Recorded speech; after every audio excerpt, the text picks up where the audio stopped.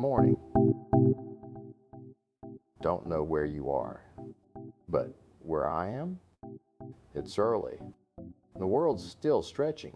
The coffee's hot, and the signals are already coming in. Let's take a look before the day starts making demands.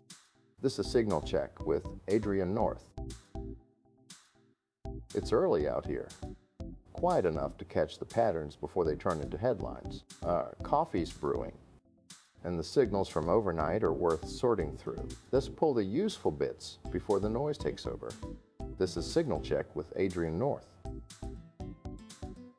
Microsoft just published details on a cryptocurrency Clipper campaign that's been running since February. A Clipper, if you haven't dealt with one, sits quietly and watches your clipboard. You copy a crypto wallet address, and the malware swaps it for the attacker's address. You paste what looks right. The money goes somewhere else. This campaign uses Windows Script Host and ActiveX, tools that sound outdated but still work perfectly on millions of machines. The command and control runs over Tor, so tracking it back gets messy fast. What's interesting here is the patience. 5 months of steady operation, not flashy, just effective. A reminder that old tools in the right hand still pay out. A small automotive business in France got hit by what looked like a standard intrusion. Keylogger planted, banking credentials stolen, email access compromised. The attacker spoke French, probably local or regional, nothing unusual, until the very end. When the attacker's command and control server went offline, they pivoted, set up Tailscale and OpenSSH to keep access through legitimate remote tools that blend into normal traffic. It's a junior move with a professional instinct. The C2 dies, most low-level attackers lose access and move on. This one built a backup route using tools that system admins use every day. That's the part worth noticing. Persistence doesn't always look sophisticated. Sometimes it just looks like someone who refuses to let go. Salesforce integrations are becoming a supply chain problem. Clue's Battle Cards app, a competitive intelligence tool, got compromised, and now it's leaking customer data stored inside Salesforce environments. This is the third integrated app this year used to siphon Salesforce records. One of the victims? Huntress, a cybersecurity vendor. The irony is obvious, but the pattern's more important. Companies grant these apps deep access to CRM data because that's how integrations work. When one app gets popped, the attacker inherits those permissions. It's not a Salesforce vulnerability.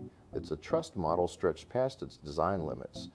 And right now, attackers know it.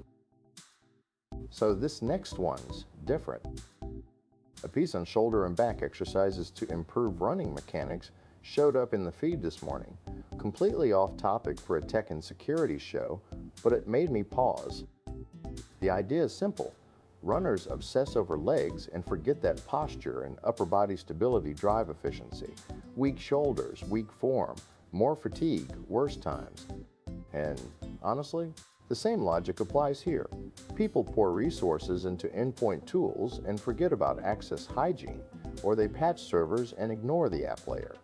You can't run clean on half the system. Sometimes the fix isn't where you're looking. It's in the part you've been ignoring. A YC company called Tester Army just launched on Hacker News. It's an agentic testing platform, AI-driven bots that run end-to-end tests on web and mobile apps before deployment and in production. The pitch is that traditional QA doesn't scale and manual testing burns time, so you let agents loose to probe your app the way users actually behave. Find the breaks before customers do. The comments are skeptical in the usual ways. How smart are the agents really? Can they handle edge cases or just happy paths? But the concept's sound, if the agents work. And that's still an if. You're shifting QA from a bottleneck into a background hum. Worth watching as the product matures. Krebs on Security just published something heavy. A botnet called Papa has been running for 4 years, infecting millions of consumer TV boxes. Android-based, widespread, relaying traffic for ad fraud and account takeovers. The control infrastructure tied to a publicly traded Israeli firm. We're not talking about a shadowy underground group here. This is corporate, listed, audited presumably. And yet, millions of devices turned into proxies, pushing fraudulent traffic at scale.